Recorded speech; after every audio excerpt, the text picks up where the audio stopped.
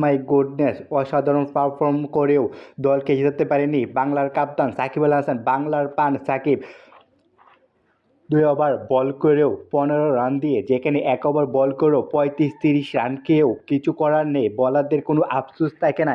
সেখানে বাংলা টাইগার্সের পান সাকিব আল হাসান 2 ওভারে 15 রান দিয়েও বাংলা টাইগার্সকে ম্যাচে রাখতে পারেননি সাকিব আল হাসান। প্রথম ওভারে বল করতে এসে তৃতীয় বলে ফাফ ডুপ্লেসিকে আউট করে প্যাভিলিয়নে ফেরত পাঠান বাংলার প্রাণ সাকিব আল হাসান। অসাধারণ পারফর্ম করেও জশ লিটল ফার্স্ট ওভারে 8 রান দিয়েও কিছু করতে পারেননি, 1 উইকেটের বিনিময়ে। তারপরও দলকে ম্যাচে রাখতে পারেননি জশ লিটলও।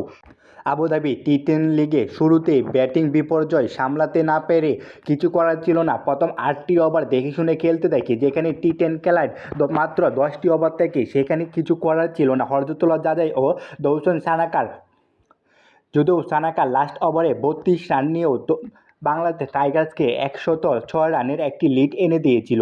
অসাধারণ ব্যাটিং লাস্ট ওভার পর্যন্ত ঠিকই ছিল সানাকার। হরজতুল্লাহ জাজাই দেখে শুনে খেলেও কিছু করার ছিল না। একের পর এক ডট ও অসাধারণ পারফর্ম করেও বাংলাদেশ ও বাংলা টাইগার্সের প্রতিনিধিদের কিছু করার